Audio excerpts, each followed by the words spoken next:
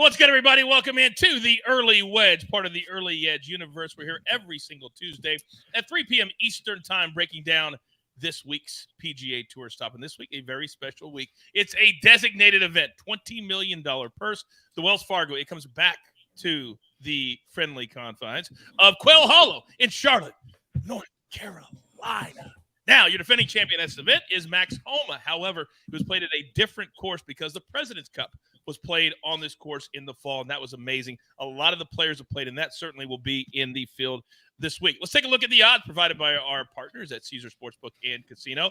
Now, no John Rahm this week, no Scotty Scheffler. Interesting that they both decided to skip this event, and they will address it because there are now rules for the top players to show up at these top events. Rory missed the RBC, but he is the heavy betting favorite, plus 650. What? And then you see Patrick Cantlay, Tony Finau, Victor Hovland. Finau, by the way, trying to become the first player since he did it back in July to win 2 straight weeks on the PGA Tour. All right, let's bring in the stars of the show. You know him. You love him. First and foremost, he is the counselor of cash, Mr. Nejad. Good afternoon, sir. How are you? I'm doing really well. It's actually quite refreshing to not have a tournament with John Rahm and Scotty Scheffler at the top. I just feel like there's so much more we can analyze, especially from an outright perspective. So as much as I love those two guys and I want them in every other event, I'm just kind of excited to talk about them or not about them in this event. You're damn right. And Patrick McDonald. Good afternoon, sir. What's going on, gang? And yeah, like Sia said, they've accounted for 5 out of the 8 designated event wins. So, it gives way for, some of these not mid-tier guys, but someone like a Jordan Spieth or Justin Thomas, who are great players in their own right, but just haven't been able to get across the finish line yet. That's exactly right. By the way, real quick, because you guys know sometimes I need to address stuff. Do you know how long each day is on PGA Tour Live? Do you guys know how long we call golf when I call a PGA Tour Live event? Last week, we started at 8:30 in the morning, and we went until 7 o'clock at night. So 11 hours, 4 straight days. But yet, Big Cheesy, great job calling last week's golf tourney, Coach. Sure, there were some hiccups here and there, but you recovered nicely. Great performance. What? 11 hours. 11 hours. Call anything for 11 hours. Then come back and say a few hiccups here or there. I love you, Big Cheesy, but come on. All right, gentlemen. There's other big news coming out of the golf world today because one Tiger Woods, his caddy, Joe LaCava, a very good friend of mine, he's moving. He's going to a new bag. Patrick Cantlay will have him on the bag this week. Full Tiger Woods behind it. He called him. They're like brothers. So real quick, before we get into our storylines, that's the biggest story today. Sia, what did you make of that news? Yeah, immediately, I wondered what the implications of that were for Tiger Woods, whether it's this year or in his future as it pertains to golf. But I certainly think it's super helpful for Patrick Cantlay. I mean, I don't know how to really quantify it, but I do know that as soon as I heard that news, I went back and I looked at Patrick Cantlay's odds and I said, do I want to add this in to look behind the curtain to the show sheet? Because 1,500, 15 to 1, it's not a terrible number. I ended up opting not to add him in, but I definitely think it's a bump up to Patrick Cantlay. I certainly do too. Patrick, what do you make of this? Because Patrick Cantlay's been in the news a lot for his slow play, and getting a guy like Joey on the bag, that's a huge positive for him. Yeah, especially in major championships. I mean, even before Tiger Woods, LaCava was with Fred Couples, Dustin Johnson. So he's got the, acumen and the skill set for major championship settings where Patrick Cantlay has fallen short throughout his career. But it makes a lot of sense from both perspectives. You think about Tiger Woods, he's only played 5 times since the 2020 November Masters. And like you said, Coach, they're very good friends. LaCava's the ultimate competitor. He wants to be out there. He wants it as bad as his players. So while, it's sad to see them split, LaCava's got to put dinner on the table and he's got to be out there as well. So it does make some sense. Sam in the chat says, Coach, you know why LaCava is on the back for Cantlay? Is this just a one-off or a short-term thing? So according to my other buddy, Todd Lewis, this is a permanent thing. He is moving to this bag. But let me give you a little behind the scenes. So several years ago, 2013, I used to play golf with Joey a lot. We lived 20 minutes apart in Connecticut, one of the greatest dudes you'll ever meet. Everybody will tell you that. But he told me a story about going down, and Tiger himself tried to get him to go to another bag. They've been asking for years. He kept saying no. Why? He's as loyal as they come. So Tiger basically said that I'm going to pay you a certain amount of money. And so he basically sat home and collected a check because he waited And then what happened? They win the Masters together several years later. The story is amazing. Loyalty, it doesn't get more loyal than Joe LaCava. I guarantee it is one of the hardest phone calls he's ever had to make to ask for permission. But that's the true story. And so Joey just wants to work. He told me, I was used to being on the road 25 weeks a year. And then you go from that to nothing. It's hard to adjust your lifestyle. Your family's used to it. Everybody's used to it. So this is a good thing for everybody. All right, let's get into it, guys. Storylines that could affect betting lines. And Sia, the betting favorite this week is Rory McIlroy at plus 650. And if anybody bets on him to win, shame on you. He might win, but do not bet at that number. But he didn't play at the RBC. And we haven't seen him since the Masters. And he basically said he needed a mental reset and just a physical reset. Your thoughts? Well, my thoughts are, it's a good time to reset for him after what we saw previously. And obviously, if you want to reset and come back somewhere where you've been good, it makes sense to come back to Quail Hollow. I think the big question here, especially I know Rory doesn't have momentum, but his history here is so good. I just wonder if he doesn't win or doesn't even top 5 this tournament, are we getting to a point where, and maybe we've already gotten there, I'm not sure. I just don't want to be affected by recency bias when I say this.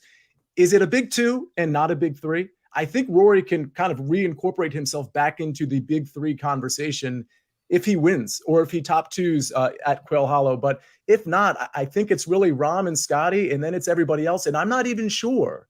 Listen, I love Rory's history, but if we're looking at Patrick Cantlay versus Rory McIlroy, how confident are we that Rory's going to tackle Patrick Cantlay? I wonder if he's a tier down from Cantlay even. No, that's a very good point. He's going back to his old putter he announced this week. He won a couple of years ago. His very first win was at this event as well. Remember the long locks of Rory, back young, kind of chubby Rory before he got in shape? That's the Rory that we all know and love. So great storyline from you. All right, Patrick won Jordan Spieth at the RBC the week after the Masters. He had the thing basically won and missed 2 very makeable birdie putts in sudden death and ends up losing to Matthew Fitzpatrick. He's about ready to have a really busy run. Explain that to me. Yeah, so with these guys with the Texas ties, that's why you're not seeing Scotty Scheffler this week, right? He wants to play in the Byron Nelson next week. He wants to play in the Charles Schwab. And Jordan Spieth, he's decided to play this week, which means he's likely going to go 5 in a row. You have this designated event, you have the PGA Championship, and then you also have the Memorial Jacks tournament at the bookend of that. So he's only gone 5 straight once in his entire career. But it honestly couldn't come at a better time. Jordan Spieth leads this field over the last 20 rounds in total strokes gained. He's been great. He had that playoff loss to Matt Fitzpatrick at the RBC Heritage. Like you said, Coach, he was close at the Valspar Championship, close at the Arnold Palmer, made a run there at the Masters. And that big tournament, the second major of the year at Oak Hill, the PGA Championship, that's the one that Jordan Spieth needs. You have to imagine this is one of his best chances ever, probably since 2015 when he came in second to Jason Day there at Whistling Straits. His closest call since then, 2019, when he had 0 form at all. Where was that played? State of New York, Bethpage Black. He finished 3rd there behind Koepka and Dustin Johnson. If there's a year for Jordan Spieth to complete the career Grand Slam, you have to imagine it is this year at Oak Hill. And so I'm really excited to see what he does this week. Can you imagine what it's like? Jordan Spieth, he almost gets a pass every year because we focus on Rory at the Masters for the entire 4 months leading up to it. And Jordan now has a chance to join Golf Immortality. It's a very, very exclusive club. Those that have won all 4 majors, a chance to do it again, as Patrick said. My storyline is very simple, and I want your guys' quick take on it. Tony Finau got it done last week, and I don't care what the field looked like. Jon Rahm was on his tail for 4 days, and he never blinked. Here, we're now talking 6. We're getting in between 5 and 10 wins on the PGA Tour. My question is this. Do we need to start putting Tony Finau in that elite category? And oh, by the way, how about caddying for his 2 kids 4 hours after he raised the trophy on the par 3 course at the resort? That's next level dad kind of stuff right there. But my question is, is he now in that elite category? He's not. I think I need to see it in a couple more designated events, if not majors, for me to actually put him in that class, because he has, let's be real about it. I mean, he has won a lot lately, but it has been, for the most part, with some of the lesser competition. That doesn't mean he's not a great golfer, but if we're going to put him in that top tier, I need to see it in a big moment with a big field, and I need to see it maybe more than once. And so that's what I'm waiting for. It's possible he's just not there yet. perhaps a big field like, I don't know, this week, Patrick McDonald? I agree with C. I'd put him elite adjacent, and he does have the major championship history, but a lot of that came before 2019. Ever since, it hasn't been great, but on the flip side, he figured out how to win. He has 5 over his last 41. That's about a 12% clip, which is absolutely disgusting. But the quality in those fields does lack just a tad. So like Sia said, a big event like this week would do a lot for Tony. All right, very, very good. All right, now, if you are brand new to the Early Wedge, first of all, welcome. We are glad that you are here. Please tell your friends. We want everybody to join us every single week. But we do it all here. We do fantasy. We do winners. We do head-to-heads. We do finishing. We do long shots. We do it all. So let's jump right into it. And we start with DFS. This is so insanely popular every single year. Insanely popular. So, and we have a very special video coming up for you, so you do not want to miss it right after this segment. But I need 3 plays. And I need a fade. Patrick, let's start with you this time. Yeah, we had some luck with the 7,000 club last week, so I'm going back to it. And the first guy is Keegan Bradley, 7,700. He already won this year.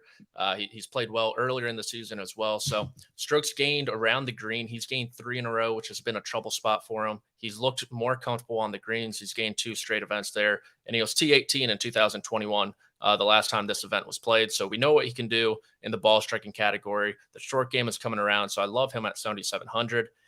Gary Woodland. I am caught up in the Gary Woodland web once again, unfortunately. The ball striking is just so good. He was 3rd from tee to green last week, dead last in putting. He was 5th in this tournament in 2021. He has 4 other top 25 finishes here since 2014. So just a slight positive performance on the greens, and it will go a very long way for Gary Woodland. And then Benny on 7,100. Coach, you liked him last week. I did as well, and I like him this week as well. I mean, this is a guy who is a consistent cut maker at this point. He hasn't missed a cut this year, so off the tee numbers look great.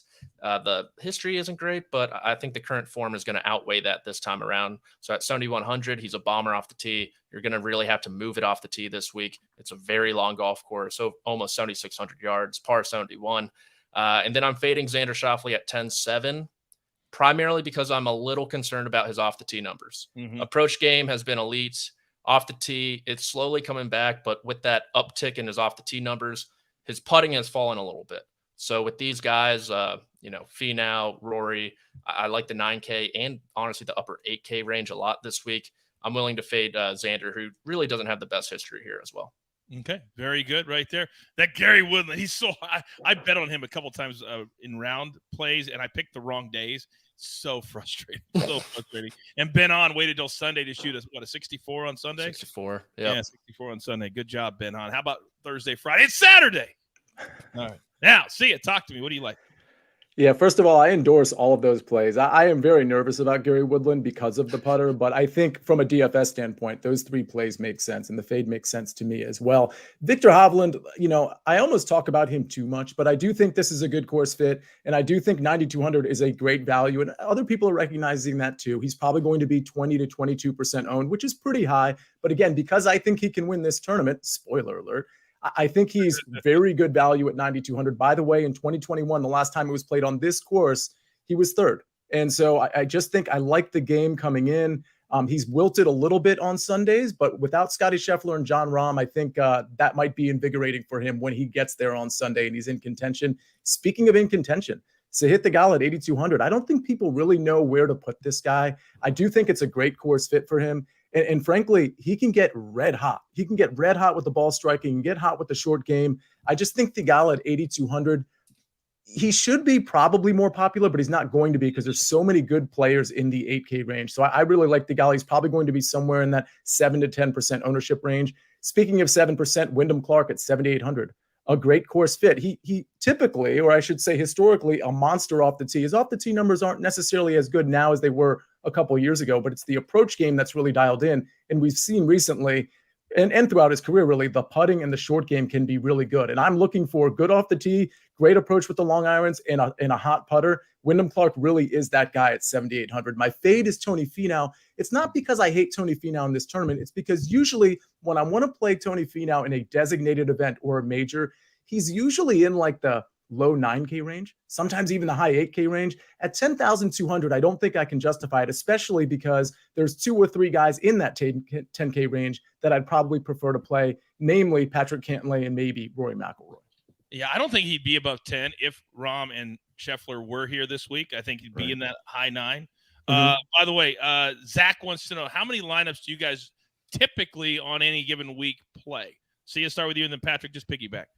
It does vary, but I tend to enter about 4 or 5 single entry contests and maybe 1 or 2 3 maxes. So I don't really enter a lot of tournaments. I'm not a max entry guy. So really what I'm telling you is it's usually between 10 and 12 tournament entries that I have that kind of like span the spectrum from, lower dollar limits to maybe sometimes a little bit higher. But yeah, usually 10 to 12 lineups. My player pool is usually pretty tight. Therefore, like obviously if I was a 150 max player, I'd have a huge player pool, potentially, 25 to 35 people. For me, it's usually more like, 10 to 15. I have a few guys that I really like to lock in most of the lineups. And then I have some variation with a pool of players that I just kind of cycle through a few different lineups. Yeah, that's pretty similar to me as well. My contest selections are typically single entry, and then I love the double ups as well. An easy way to kind of secure your investment sometimes. So that's my way of going about it.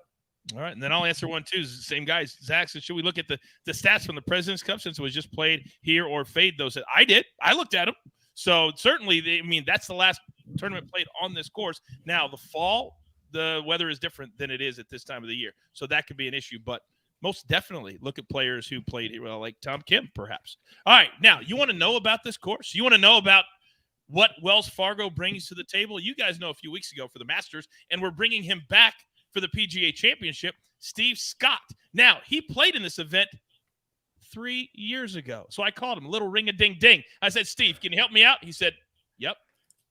Hey, everybody. Steve Scott popping in on you. It is Wells Fargo week, and it is a big boy golf course, and it is a big boy field. Now, how do I know? Well, I got this yardage guide with all the secrets in it when I played back in 2019 in the Wells Fargo as the Carolinas PGA Player of the Year. So I know about this course. It is a brutal course. The final 3-hole stretch, the Green Mile, is super punishing. But great storylines this week. We got a designated field. And one player I want you to have on your radar, a sleeper pick, a guy named Harrison Endicott. Now, he's got David Geese caddying for him. Well, who is David? Well, David has caddied for Johnson Wagner in the past. David has worked at Quail Hollow for many years. David knows this course like the back of his hand. So if this is a week that you want to throw a little sprinkle on a guy who might be a bit of a value pick this week, Harrison Endicott, take my advice on this one. His caddy knows this place great. Best of luck on your picks this week. Get your bets in for the Wells Fargo. Don't skip it. How good is that? How good is that? By the way, how about the little humble brag? The North Carolina Player of the Year, by the way.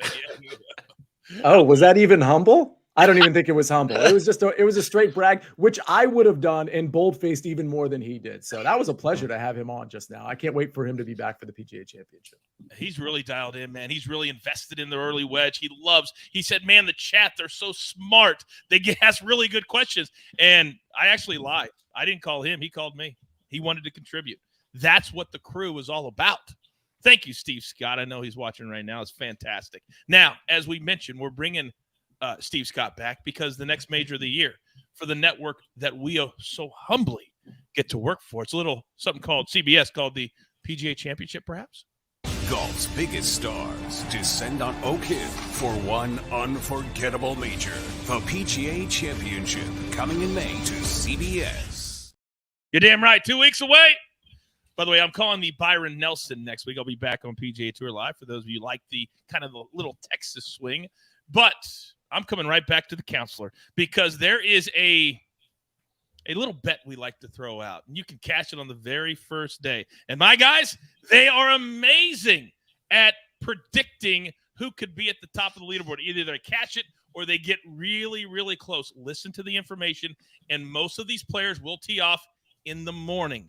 That's important. Counselor, let's start with you. By the way, I just looked up because I don't think, obviously, Harrison Endicott's not going to win this tournament. But because I heard what Steve Scott said, I said, well, I wonder if Harrison Endicott's playing in the morning. If so, I'm going to go ahead and check his number. I'm just letting everybody know. This would belong in the long shot section, of course, which I do have a first round leader for the long shot section, by the way. But it's 160 to 1. So if somebody wants to sprinkle, like, I wouldn't recommend more than $1, but if you want to have some fun, well, listen, anybody that's like 151 or longer, $1 is probably your limit there. But just interesting to note, he's got a morning tee time on Thursday. So throwing that out there. Other morning tee times, I actually went with, there was a couple guys I really wanted to take in the afternoon, and perhaps I should have, but I did focus on morning tee times here. Jason Day at 40-1. I don't know what to say about Jason Day. I think he can actually maybe win this tournament. He's obviously won this tournament before, just a few years back. And I like the form he's coming in with. And frankly, I think he's a great course fit. Even if I didn't see that first place finish, I think Jason Day is a great course fit. We know he can catch fire on a day one, and he has the complete game to do it. So I like him at 40-1. Sahith, speaking of catching fire, like, I don't know that I can count on him for 4 rounds. I'm not really sure, but I know he can pop for 1 round. We see it so much. And I do think he's a good course fit here as well, 55-1. Well, we know Keith Mitchell has popped here, including in first round. So I think Keith Mitchell, even though his game is a little bit off, a little bit wayward, I think he's going to be okay here. I think he's going to be just fine off the tee. And if he's dialed in with the approaches and the putter, he could absolutely be your first round leader. Speaking of putter, Gary Woodland, 70-1. You're sucked in, baby. You are sucked in. Well, so here's the thing. This is the classic case of a guy that I don't feel comfortable supporting for 4 rounds, but will I support him with a potential hot putter for 18 holes? Yeah. I mean, this is a classic case for me. I'm not saying he can't win this tournament. I think he actually can. I think it's a long shot, but it's possible. But this is a classic case of a guy that I know is an excellent ball striker. I know is an excellent course fit until you get to the greens. And even there, anybody can pop. And Gary Woodland can pop with the putter. We've seen it before. So 70-1, I'm willing to lean on him for 1 round as opposed to 4. And Beau Hossler. I feel like Beau Hossler, I don't know what's going on with him, but first of all, his driving distance is great. He's great off the tee. We know he can get hot with the putter. That literally is the perfect recipe for this course. It's kind of an ode to what I just said about Wyndham Clark. I think Beau Hossler is kind of flying under the radar a little bit. I think he's sneaky in DFS. I believe he's 7,200. And I think he's just sneaky in the matchup and the outright and first round leader market. So at 110-1, I'm very willing to speculate on Hossler. We discussed him last week quite a bit, and there are a lot of smart people that are like, because he has won. It seems like he's been on the scene forever because he came to light at the U.S. Open as a 16-year-old when it was played out in San Francisco. So it feels like he's been around for a long time when he hasn't necessarily been. But a lot of people think he's going to be one of those guys that pops up and wins, and you'll be like, how come I didn't play him this week? So maybe this is a way to play him. They almost won at the Zurich just 2 weeks ago. Almost won at the Zurich. All right, see you. Thank you very much. Now, Patrick, you're putting all your energy into one guy. Talk to me. Yep, almost won at the Zurich. I remember that one, Coach, unfortunately. But, yeah, I've one more in the long shot section, but I'm going with Cameron Young. He does have an afternoon tee time, but I love him that, this much, 35-1 to lead after the first round. I just love Cameron Young on a golf course where the driver can separate you. And this is one of those golf courses where it has one of the highest percentage strokes gained off the tee.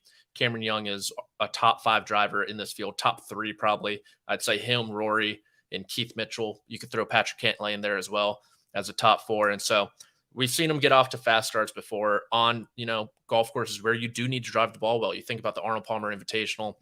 Me and Sia were both on him in that instance. If it wasn't for John Rahm late, he would have been a first-round leader. So I do like kind of the trajectory he's on. And he has Paul Tesori, whose old boss, Webb Simpson, is a member here. So plenty of experience around these parts. So I love Cameron Young, who was a part of that U.S. President's Cup team as well.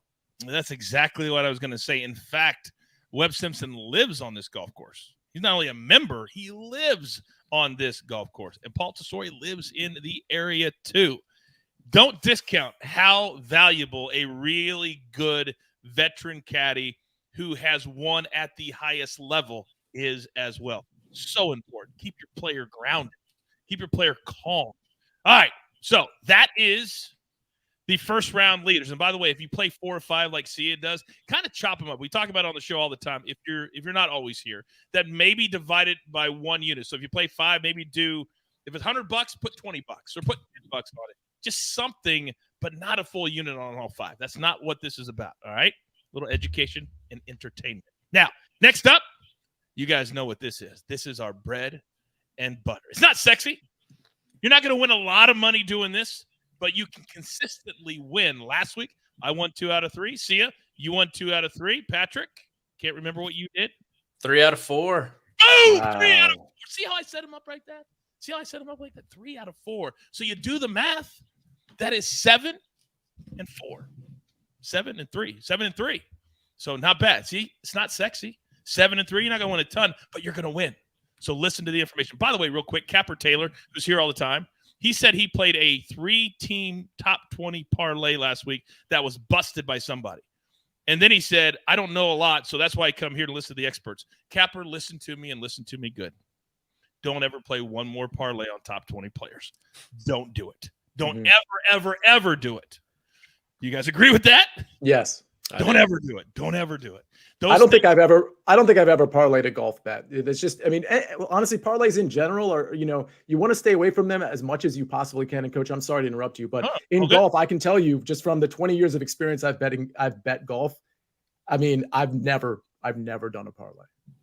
I have only when it's been like if John Rahm is minus 200 in a head-to-head, I will parlay head-to-head matchups because that is far easier to hit than, I mean, you could have a double bogey on 18 and be in a tie for 14th and then go backwards. We saw it. A million guys last week on Sunday went backwards. They were inside the Pareda, the guy from Mexico. He was 4 back at one point. He finished in a tie for 60th.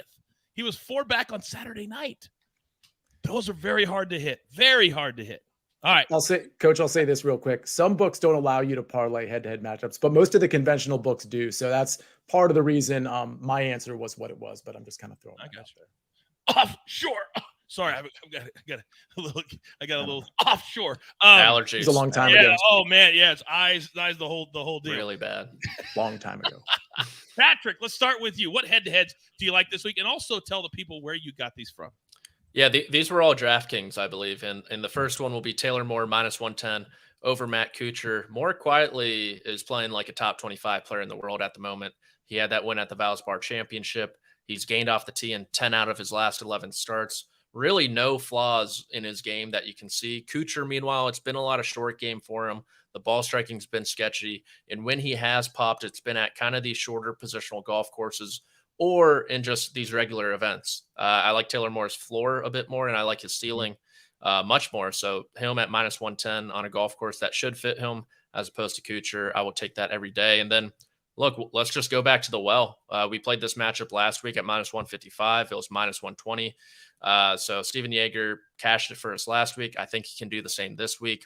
And Putnam's a pretty similar player type to Kuchar. Short off the tee. He'll pepper fairways, but he'll have a ton of long irons, and I think that just puts way too much stress on his game throughout the course of 4, hopefully only 2 rounds. So give me Yeager in that one. And then Sam Burns minus 130 over Tom Kim. These are 2 players who played in that President's Cup this past fall, but despite Tom Kim kind of stealing the show there, the star of the week, I don't love the course fit for him. And the stats have kind of just been so recently on some golf courses that should be tailor-made for him. Burns has figured out the driver after it was ruled non-conforming at the Genesis Invitational. He had to put a new one in the bag. It has looked great ever since. The putter's actually been somewhat disappointing, but come on, it's Sam Burns. He's one of the best putters in the world. I think he'll turn around this week, and at minus 130, I love that price.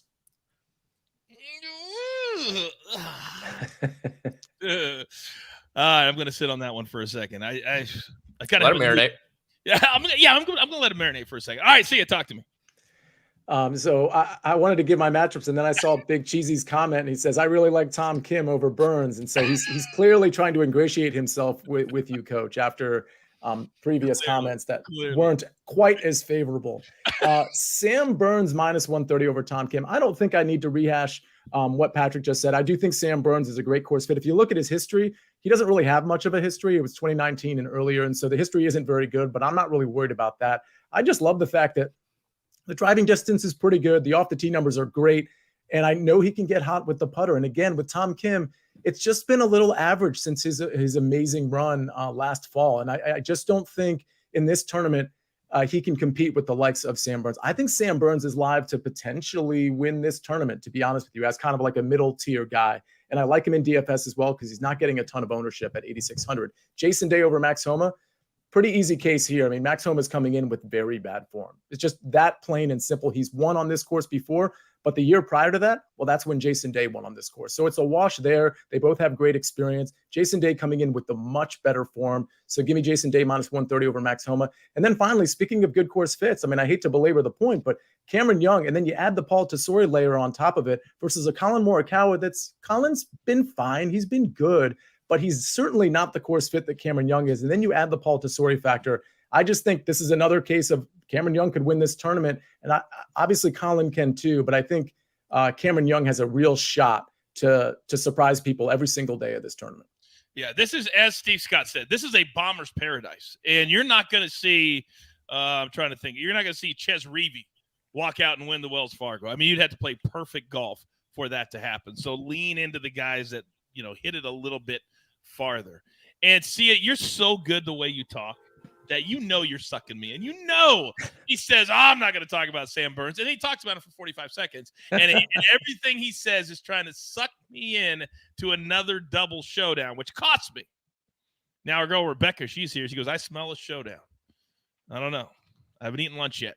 I don't know what that – I think it might be a hamburger that I smell, not a showdown. So we'll see. I will – God, I'll get back to it, damn it. All right, so I'll quickly go through mine because you guys know I only give out ones that I absolutely love. All these are either from DraftKings or from Caesars. Clearly, I'm on the opposite side. Tom Kim was a star at the President's Cup. He had no issues playing this course. So everything they said, don't listen to it. But you should. All right, then I love Tony Finau. He's one of the few guys. He's one of the few guys that can come back, and he did it last July when he won back-to-back, because what drives him is the fact that he went so many years without winning. And he's like, I want to win as much as I can and put myself in a situation. Plus, he's a competitor. So I love Finau over Justin Thomas, that even though he won the PGA Championship here, he hasn't been playing great golf, kind of like Max Homa. He hasn't been playing great golf. Plus, he just took a week off, didn't touch any clubs. Him and Spieth and Fowler and all those guys taking pictures on a yacht, not playing golf, I might add. Then Sungjae over Ricky Fowler, same reasons. Cameron Young over Colin. I love Spieth this week. I love Spieth. Fitzpatrick, I just don't think he's long enough to play well on this golf course. Then I do not like Gary Woodland. Si Woo Kim at plus money over Gary Woodland. I watched him play for 4 days last week. And I know the guys are in on him, but he's just not that consistent right now. So I love Si Woo Kim, who lately has been in really good form. All right. Coach knows he can't challenge PGA Sia. Oh, man. That looks like a Sia shadow account. Thanks, Zach. Coach, it's probably wise to lay it off. I mean, the one that you laid off last week would have been an L for you. So maybe you're better identifying winners that way by which matchups are losers almost. If it makes you feel any better, Coach, the last time you did the double showdown with us, it was Davis Riley, and you paid us like 30 minutes into the tournament because he was like +9. No, I'm going to get to the feel better part. It's that Davis Riley actually ended up winning a tournament like 3 weeks later. So you were there. You were just a few weeks early. Mm-hmm. Sign of a great capper. It does not make me feel better. And it doesn't make me feel better. Darn, Look, I'll get to the good part. I'll get to how you feel better. It didn't help me. Paying on Thursday at 1 o'clock for a head-to-head? That's embarrassing. Oh, my God. Zach says, take the showdown. Don't back down. I'm not doing it. I'm not doing it this week. I'm not doing it. I'm not. All right, let's move on, Snake, before I actually do it. Now, coming up next, these are finishing positions. It could be top 40, top 20, top 10, top 5, anything but a winner. Now, normally, Patrick does not participate in this section. But lately, he's kind of feeling himself. Maybe the new haircut. I don't know. Sia's got a new haircut, too. Looking good, boys. Love the lettuce. So, Patrick, one guy that I hate this week and one guy that I love this week, but I hate him only because he kind of always ruins it when I bet against him. That's why. Give me your two. Coach, I actually laid off this week for the top 20 market, but I am 2-2 lifetime. Joseph Bramlett plus 250 last week. I was thinking about going back to the well. I was already in the winners section. You're good. I was thinking. I didn't mean to ruin your flow. Go ahead. I was thinking about going back to the well. I don't mind Bramlett 6-1 for top 20 this week. We're talking about guys who can hit it very far, ball strikers. He definitely fits that bill. But outside of him, since I was kind of 50-50 on the pick, I decided to lay off and keep my 2-0 record intact for the top 20 market. Hey, you know what Coach, we say? Yes, see ya. Can I add? I think because this is partly a DFS show, I think Joseph Bramlett at 6,900 on DraftKings is actually a pretty crafty play. There's a lot of guys in that upper 6K range that I think absolutely can make the cut and do some damage, and Joseph Bramlett is one of them. And for the record, because I had him as one of my 3 DFS picks last week, Carson Young, remember him? He was one of my 3 picks. Unfortunately, MJ Duffy was one of them as well. So take the good with the bad. But he was 6,600 last week, and he played great. In this designated event, he's 6,100. So I'm not saying he's going to make the cut. I mean, it's going to be a tough climb. He's been very good over the last few tournaments if you look at it. So again, I hate to harken back to DFS because I know we're in a different section. But if you wanted to have just a super creative lineup and stack some big guns, throw that Carson Young in there at 6,100. You can basically do anything you want. Yeah, if somebody hits with that, well, you just said nobody's going to say, "Oh, he talked about that in a different section of the show." That's why you're here. That's why you're here. That's what we do. By the way, Bramlett played really well last week in Mexico. Played really well in Mexico. All right, so Sia, talk to me about your 3 here. Yeah, let's go with Vic Hovland at plus 110. I've already kind of laid out some of the reasons I like him. I think he's a great course fit. He was 3rd here in 2021. Great with the long irons. He's going to be great off the tee. The short game, the short game will come into play here, especially with the long proximities approaching the green. But I don't think it's a problematic short game for even those who aren't necessarily great with it. And for the record, Hovland hasn't been bad with the short game lately. So plus 1, I mean, it's a plus number, which I love, top 20. I honestly think he's in the top 5 in this one. Sungjae Im does have that complete game, weighted tee to green, something I'm looking at. Now, Sungjae isn't the longest hitter, but he's likely to avoid trouble all 4 days. I don't see him putting up a huge number, and I think that type of guy is what I want in the top 20 market because he's not going to have that blow-up hole. I probably just jinxed it, but at plus 120, I do like Sungjae Im. And then finally, Jason Day at plus 125. I think, we've slept on Jason Day a little bit. He hasn't been around the last couple of tournaments. I think at plus 125, he's absolutely live to top 10, but certainly to top 20 here for that plus 125 number. I don't mind any of those 3. I actually have Sungjae as a top 20 myself. I actually have 5 picks. Only 2 made them onto the screen, but grab your paper, grab your pencil. I'm going to give you 3 additional picks. So I love Finau for all the right reasons. I think he's going to come back and play strong this week. I think he wants to show everybody that last week was not a fluke because he reads what everybody's writing. Oh, it was only John Rahm and everybody else. Well, how about you come and win and play well at a designated event? He'll do that this week. And then Jordan Spieth plus 220. Then 3 more top 20 plays. Sungjae, Cameron Champ is kind of a flyer for me. He missed a lot of cuts in a row, but last week in Mexico, he found his game. And I believe he had a top 8 finish or a top 9 finish. And he's a bomber, one of the longest hitters on the entire PGA Tour. His top 20 number is plus 500. Maybe worth just a little sprinkle. And then I like Jordan to stack that at plus 105 for a top 20 as well. All right, moving on. And now Patrick can participate in our winners section. And if you hit one of these every 4 to 5 months, you're going to be ahead on money. You don't have to do this every week. But if you get one every 4 or 5 months, which we have done, you're going to be in, what do they call it? In the red, right? That's red is positive, black is negative, right? Mm-hmm. All right. Okay, Patrick, now you have 2 players you can talk about. Okay. Okay. Look, I mean, when it comes to outright, there's the train. The train's coming. That means the pick's going to be good.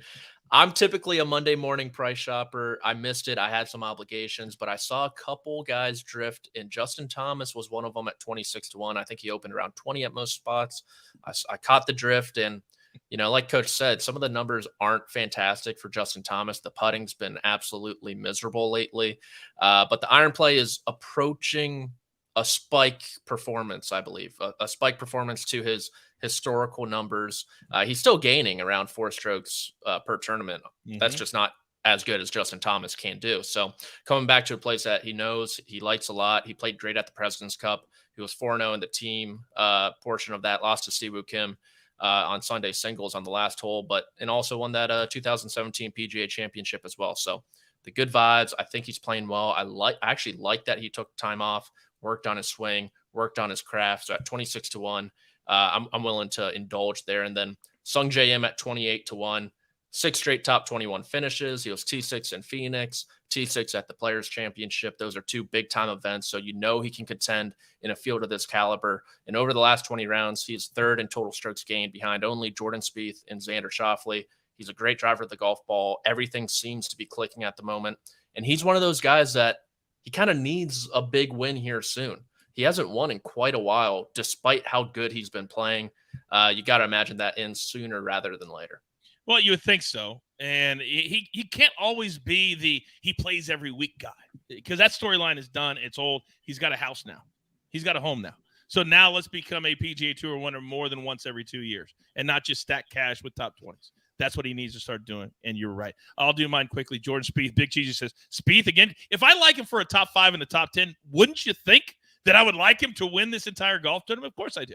Of course I do. Now, I back that up to try to protect my money if I bet him to win. That's why I do that. Then Victor Hovland, we talked about him already. He's just, right now, he's showing up every single week. But to be honest, the reason I have these two, I didn't really like anything, because this could be a week, because they've kind of separated. Like the top guys are really low numbers, and then there's really high numbers down below. I feel like this could be one of those weeks that somebody sneaks up and at plus 5,000 or higher could win this thing. You? I definitely think that's in play without Rahm and Scotty Scheffler. And so I think we should probably be more willing to get to that 50 to 60 to 1 range. Mm-hmm. I don't have any of that. None of us have any of that. And that's partly because those odds haven't really been winning lately. So you can kind of move everybody up, which is why I think these 20 to 30 to 1 players are very much in play. But yeah, don't be surprised if somebody sneaks up from sort of the middle of the pack. And for the record, this could be a really good live bet opportunity, because especially if some of those guys at the top aren't at the top on Thursday and Friday, because we don't have to worry about Scotty and Rahm. And if Rory is not at the top on Thursday or Friday, and guys like Cantlay are not at the top, well then, and maybe they're just having a bad tournament, well then now we can look at maybe some of the guys really down the board that we really like to jump a bunch of players at, like twice the odds that they are now. So keep the live bet in mind. Mm-hmm. My 3 are guys I've talked about. Victor Hovland at plus 2,100. I did have a question. There was a question from Zach about he found a bet for Victor Hovland to eagle at plus 900. One thing to, and he referenced a stat that he has 0.83 eagles per tournament. One thing to keep in mind here, you're probably not going to see quite as many eagles, partly because there's only 3 par 5s instead of the normal 4 par 5s. I just like it's an okay bet, I guess, but it's not something I would ever do, because I don't think we're going to see many eagles out here. It's going to be a tough climb. No. Cameron Young at plus 2,100. My advice here for Vic and Cameron Young, by the way, shop your lines, because like FanDuel had Victor Hovland at plus 2,100. DK, DraftKings had Victor Hovland at plus 1,600. So if you can shop your lines, go ahead and do that. But again, for all the reasons we've already talked about with Cameron Young, for the record, weighted tee to green, Hovland and Cameron Young were both inside the top 10 last 24 rounds. So we know they're a good course fit. We know Hovland has the great history. We know Cameron Young has Paul Tesori on his bag, and he's a great course fit. But also the metrics are telling us they are primed to win. And then finally, Sam Burns. I just think we're sleeping on him a little bit. And at 31 to 1, I'm willing to take a chance on him. All right. Real quick, Patrick, Goats wants to know, what about Cantlay? How come Cantlay is not showing up on any of our boards? Why isn't he on your board, Patrick? I actually do like Cantlay a lot this week. It just, like I said, the Monday, I missed the price. I think he was as high as 14, 16 maybe, and now he's down to 12. That's just a little too short for my taste. I think if a 14 or a 15 was still out there, I thought about it, and someone said they have a plus 300 odds boost, I wouldn't mind that on someone like Patrick Cantlay, who is playing just unbelievable golf, just doesn't really have the putter as of late. See you go. I'll tell you, because the odds are really bad across the board this week. The hold percentage is way up. But I will say this with Patrick Cantlay, he's really short on a lot of books, but at FanDuel, you can still catch him at plus 1,500. I actually do like that number for Patrick Cantlay. So if you can grab him there and you like Patrick Cantlay, which I do, I think that's worth the play. All right. And to piggyback 2 things, as far as the Eagle is concerned, think about, you have to hit 2 perfect shots to even get on the green. You rarely hole out for an eagle. Just those are bets that the sports books will give you to take your money. That's what those bets are for. Do not play those bets. Just don't do it. And I had one other one I was going to hit, and now I can't remember what it was. Oh, as far as the live betting is concerned. So last weekend, Tony Finau on Saturday with a 1-shot lead, but Rahm was like 6 back. He was plus 150. Well, that's a great price if the guys chasing you are the guys that were chasing him at that particular time. So you got to look not just at the price, but who's chasing and where they're at. So I played him twice, before the round on Saturday, after the round on Saturday. So I cashed 2 winning tickets on Tony Finau at a pretty good price when you're already in the lead. So to Sia's point, really look at those live betting opportunities. All right, finally, we have a long shot section. And in this, it could be anything. It could be a high number to win. It could be something that's a prop bet that is just fun this week. Could be anything. Patrick, what do you have in this particular section, sir? I'm pumped that he was on Sia's first round leader card, but I wanted to get involved myself. I think it's the time. He has 18 holes of brilliance in him on the greens. It's going to be Gary Woodland on Thursday, first round leader. You can find 75-1 out there, I believe, 70-1 for sure. And then, fun little prop bet. Taylor Montgomery, the darling of the early part of 2023. In his 5 designated events, he's missed the cut in 3 of them. His ball striking is flat out atrocious. So if he doesn't make a ton of those 20 to 25 footers, he's great on the greens. I think he could be in for a short week. And at plus 140, I think that is a very tasty price. And I know at least at DraftKings you can make the make or miss cut bets, and I'm assuming at the other ones you can too. But I know I saw it at DraftKings. This is a DraftKings price. Okay, there you go, DraftKings price. Now for me, Tom Kim is my only one at plus 5,000. Now, do I think he's going to win this week? Probably not. But at plus 5,000, I'm willing to put a little sprinkle on it because all I know is there's a bunch of video from September where he went absolutely bananas, and if he gets back into that mix, he's not scared of these cats at all. The Spieths, the JTs, the Tigers of the world, they want to play with him, not the other way around. This kid's an absolute star. Plus 5,000, I'll sprinkle a little bit and then enjoy it if he does something crazy come Sunday. See ya. Close it out. Yeah, let's go Carson Young. He's a guy I've been tailing for a while. He's 200-1 to be your first-round leader. Extremely unlikely, but we've actually seen him on the top of leaderboards before. It was either Corrales or Puerto Rico where he actually was the first-round leader there. Now, listen, completely different field, right? But I'm just saying at 200-1, given that he's been really good in 2 out of the last 3 tournaments, which, by the way, doesn't include the tournament I just referenced, I think it's maybe worth a sprinkle. And by sprinkle, I mean like a buck or two. Let's be real about this. It's 200-1 in a designated field. So winner, listen, I think Wyndham Clark at 75-1, the question you have to ask yourself with these long shots is, would it shock you if Wyndham Clark won this event? It would be surprising, but it wouldn't shock me. There's definitely a nuance between those 2 words. I think Wyndham Clark is a really good course fit here, and we've seen him get hot. We've seen him get hot recently. So 75-1, I think, is a fair number. And Beau Hossler, listen, it's 160-1 for a reason. But Beau Hossler's been playing really good golf, and if he gets hot with the putter and he stays long with the off the tee game, he can put himself in play on Sunday. All right. Little funny story. If you've ever wondered if the PGA Tour guys are like you on your home club and your home course, funny little thing happened last week at the Mexico Open. They were teeing off on both sides on Saturday and Sunday. So when you do that and you're playing in threesomes, you're not going to have an even number a lot of the time. So there's 2 groups that were in twosomes. Wyndham Clark was in one of those groups. So when they came up to the 9th hole and they said, all right, coach, you're going to the 9th hole. I said, let's go over to the 9th hole. I see 4 players. They combined the groups to play in a foursome because it was so slow. So I asked my partner, is this allowed? He goes, there's no rules against it. I've never heard of that happening. Like you're playing the 4th hole at your club. Hey, you want to join us? They did that last week. They did. Now, they're playing the other side of the course, so maybe nobody cared. But he said, normally what would happen is you get a little talking to when you get into the clubhouse after you sign your card and say, don't do that again. He said, but there's no rules in the rule book that says you can't combine groups. I thought it was kind of interesting. Very interesting. Right? Yeah. All right. Well, that's a lot of information. It's a lot of picks.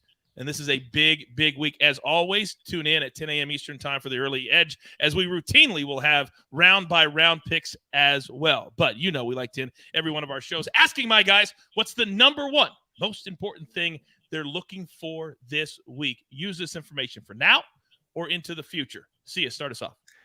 Rory McIlroy, you are on the clock. And I'm just wondering if he is going to cash in at a place where he's cashed in plenty before. So I think it's going to be really interesting to see how he starts off this tournament. Is the reset, is the time off, is it going to end up being beneficial for him? Or are we going to see a Rory that's pretty good but ends up sputtering and making the cut but sputtering on Sunday? So I'm really curious how Rory does. And of course, the chase pack. I want to see guys like Victor Hovland, Cameron Young, Sam Burns in the conversation on Sunday. So I'm really curious if they prove me right. Yeah, they've got to start getting into form because we've got 3 majors still to come. 3. Patrick, talk to me. And the second one is right around the corner, Coach. And this is going to be the last start for a lot of those guys. I don't envision them going to the Byron Nelson, outside the Texas boys, outside maybe JT and Burns. So this is going to be your last time to see Xander Schauffele, last time to see Patrick Cantlay before the PGA Championship. These are two of the best players in the world at the moment, yet they haven't won. And like Sia said, this is a prime opportunity for some of those guys to enter the winner's circle. It's unbelievable how many of the game's elite haven't raised a trophy this year. Justin Thomas, Jordan Spieth, the list really goes on. Cameron Young as well. So this is the last time you'll be able to see them. Maybe they can garner a bit more momentum before they try their hand at the Wanamaker Trophy. And I'm looking forward to on down the list of players, because we focus on the 70, and that's the 70 that are going to get into the playoffs this year. There's a lot of perks to go with that. But the 125 still matters, because that's how you retain your PGA Tour card. So there's a lot of games within the games we got to start paying attention to. There's only, even though there's 3 majors left, everybody, there's only 3 months left in the regular season before we get to the playoffs. So it is foot on the gas pedal, and let's go.